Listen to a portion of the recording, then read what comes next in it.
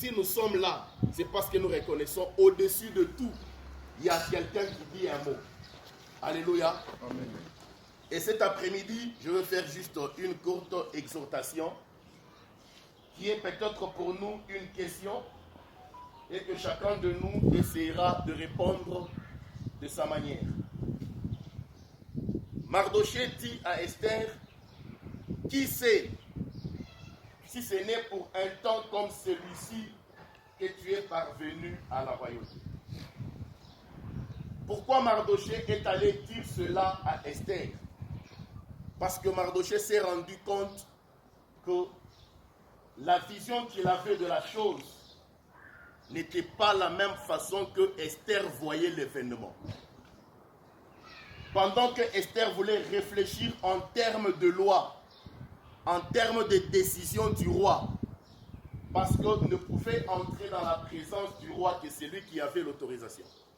Elle réfléchissait selon les principes établis dans la royauté. Mais Mardochée a compris autrement la chose, que dans la vie ou dans l'histoire des hommes, il y a trois grands points essentiels. D'une part, il y a les événements. De l'autre côté, il y a les faits. Et plus tard encore, il y a des acteurs. Pendant que Esther voulait réfléchir selon sa position en tant que reine, mais Mardochée voulait ramener Esther dans une autre dimension. Et ce soir, je sais que quand nous apprenons un cas d'accident, chacun de nous essaie de réfléchir. Il y a ceux-là qui réfléchissent selon l'état de la route. Il y a ceux-là qui réfléchissent selon le fonctionnement du véhicule. Ils ont raison. Il y a ceux-là qui réfléchissent selon l'état de celui qui était au volant. Mais il y en a encore ceux-là qui vont plus loin pour réfléchir au-delà. Essayer de comprendre. Amen. Hein? Amen. C'est pourquoi ce soir, je veux vous exhorter autour d'un thème très simple, intitulé « Les raisons de la cause et la cause ou les causes de la raison ». Amen. Hein? Amen. Les raisons de la cause et la cause ou les causes de la raison. Bien aimé, j'introduis en vous ramenant un peu. Nous nous retrouvons dans les années 1990, alors que j'étais encore au début de ma marche chrétienne. Voilà qu'à un moment donné, je me retrouverai sérieusement malade. J'ai couru auprès de médecins.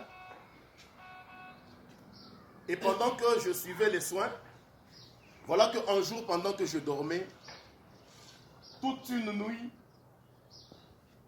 pendant que j'étais malade, je me suis vu mort. La scène se déroule jusqu'au petit matin. Je crois que ça s'est terminé là. Le deuxième jour, je dors encore. Là, je n'étais plus mort, mais voilà, j'étais amené dans une morgue. On m'a étalé. Et l'événement s'est répandu de partout. C'est fut le matin. Et le troisième jour, j'avais très peur parce que après la mort, le corps est mis dans la morgue. Mais vous savez la suite de ce qui allait se passer.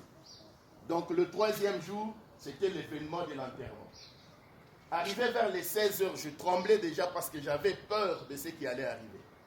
D'un coup, je vois deux frères qui viennent et me disent, est-ce qu'on ne peut pas aller faire visite aux malades? Je dis non, mon état ne me permet pas. Il dit non, on peut aller faire parce que Dieu nous a appelés pour ça. J'ai essayé de réfléchir et voilà une pensée tombe brusquement dans mon cœur. Dieu me dit, je te guéris pour me servir.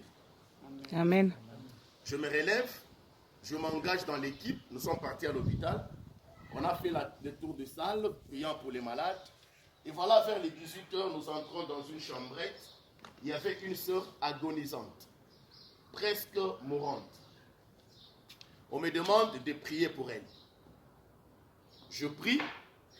La simple de prière que je pouvais faire, c'était de la recommander entre les mains de Dieu. Mais pendant que je priais, je sentais que d'autres mots sortaient de ma bouche. Je prie.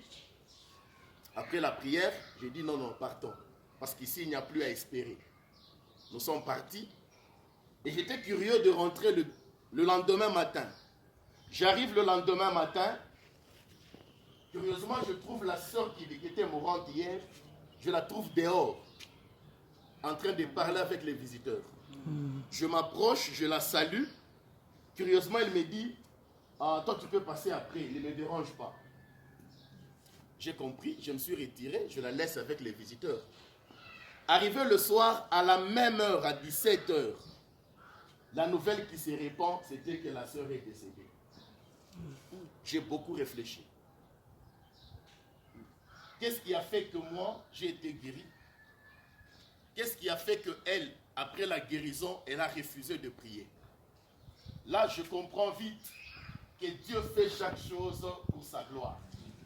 À des fois, nous les humains, c'est difficile de comprendre. Mais lui, Dieu, il agit selon sa souveraineté. Alléluia. Amen. Et je crois que pour un temps comme celui-ci,